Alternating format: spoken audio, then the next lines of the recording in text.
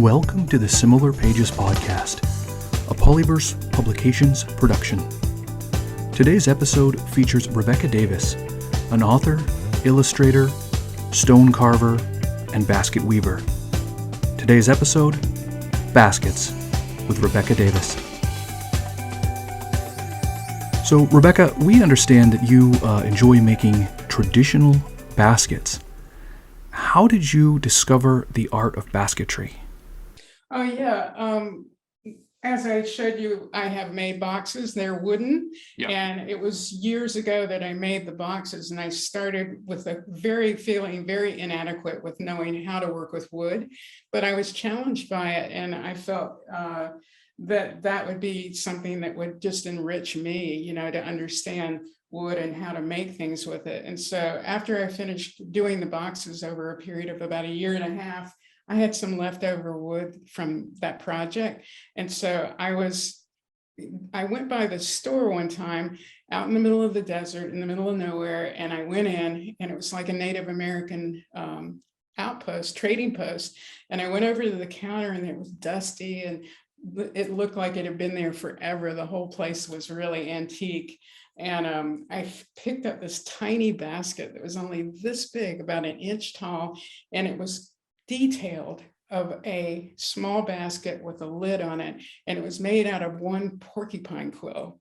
And when I picked it up, oh my gosh, I felt like I was holding a part of the world. It just compressed everything into that small and powerful image of a natural material transformed into a utilitarian but very tiny object, so it really focused me and drew me in. I said, I really want to learn how to do this. And so a couple of years after that, I was able to, I just kept looking for an opportunity, and I ended up taking a seminar, a weekend workshopped with a woman named Julia, she's Native American, and she had worked for Yosemite for years, 30 years, as an interpreter in the museum.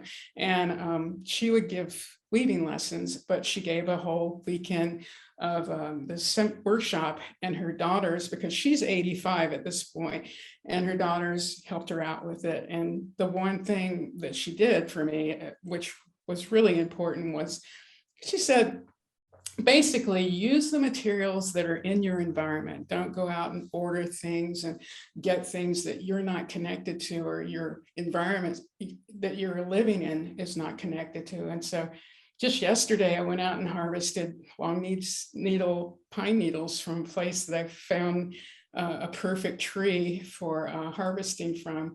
And so I didn't want to make Thule baskets, which is what she made, because she lives in the Central Valley. I'm making pine needle baskets from pine needles that I have right here. And so, that's basically it. I was captivated by that small basket. I really wanted to learn how to make it. I met this incredible woman who was teaching this class, and just got really grounded in how I was going to proceed forward with it. And then, of course, we ended up a few years ago having a pandemic. And so I had very little contact with other people. And I had done some baskets for a couple of years and given to everyone I knew, as far as family and friends, I had given them a basket. And so I knew how to do it. But there was one little issue about making baskets, and that's how you start them. And I finally came to the realization that if I put a small piece of wood in the bottom, that I could lash everything to it, and it would structurally make this very fragile material, pine needles, more stable. And then I would be able to build from that, because when you're working with something as thin and fragile as a dried pine needle, these pine needles have been dyed. And so they're actually the normal, the regular pine needles. Like these pine needles in this basket are not dyed down here. They're just dried. And then this is a dyed pine needle. But Wow. once I figured out how to really stabilize this very delicate material, I was able to make all kinds of different shapes and colors. And the whole process takes months and months and months. It's like collecting the pine needles, drying them for 5 to 8 months so they're completely dry, then dyeing them and drying them again, and then sorting, and then you get to make the basket. So that's, Right.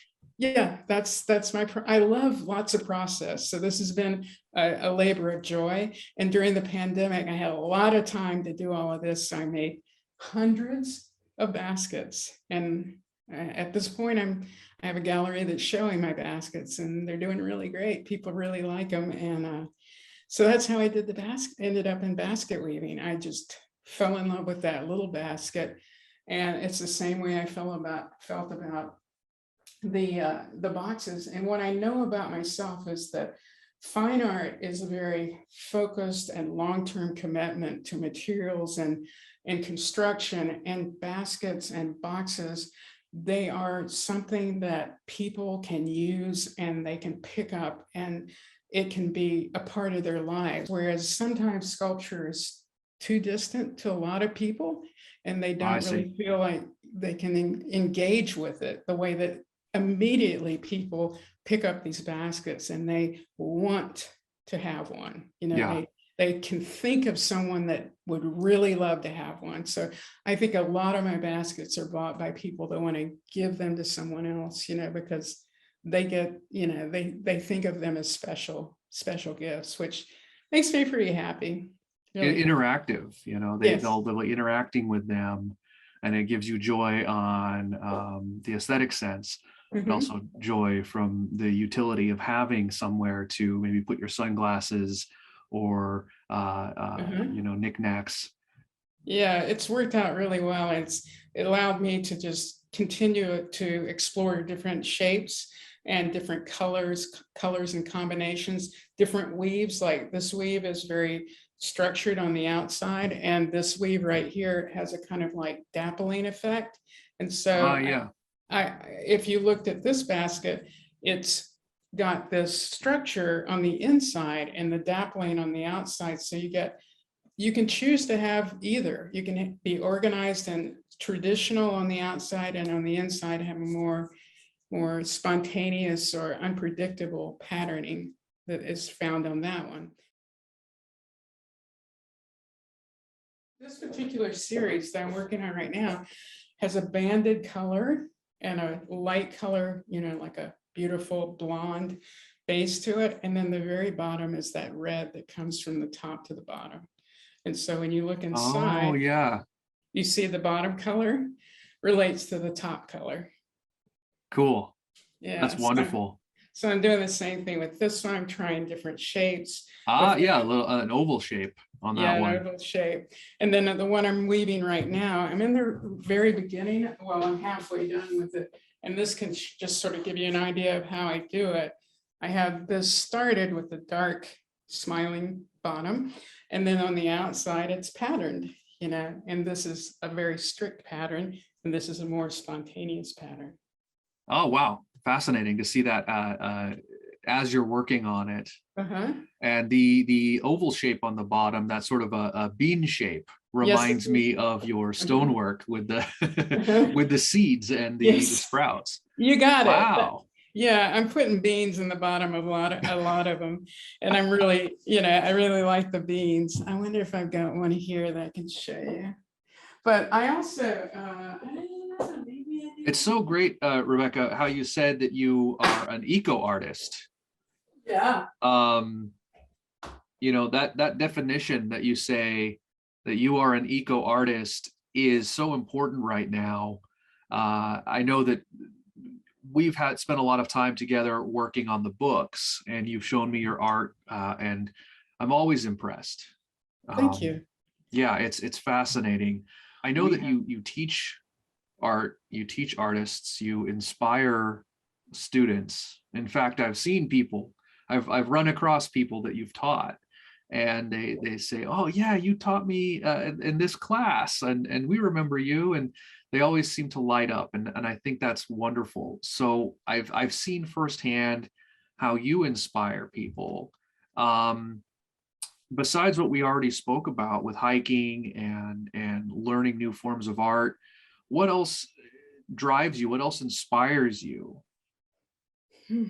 Well, I'm always inspired to see higher mountains and walk on emptier trails and uh, explore desert byways that are very deserted. I love the empty wall spaces of the country.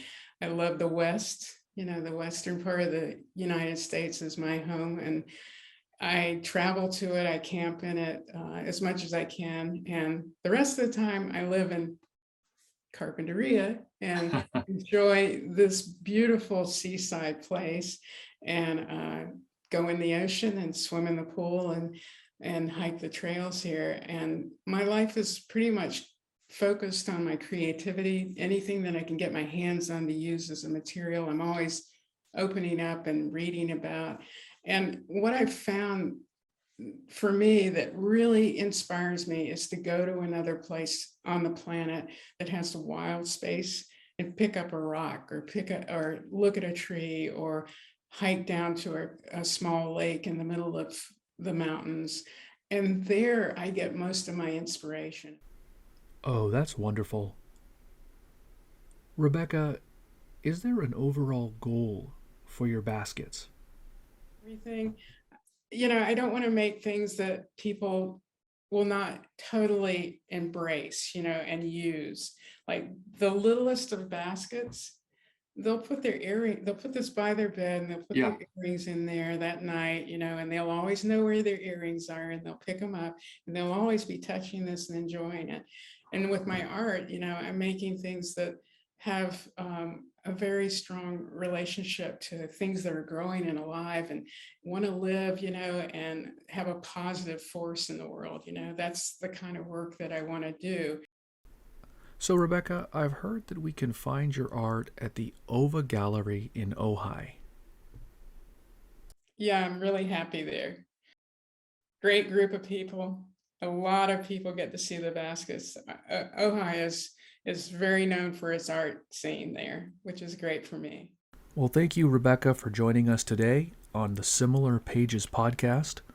We hope to see you again soon. Great. Thanks for taking the time to do this. That was author, illustrator, sculptor, and basket weaver Rebecca Davis, whose work has been featured in Santa Barbara and is currently featured at the Ova Art Gallery in Ojai.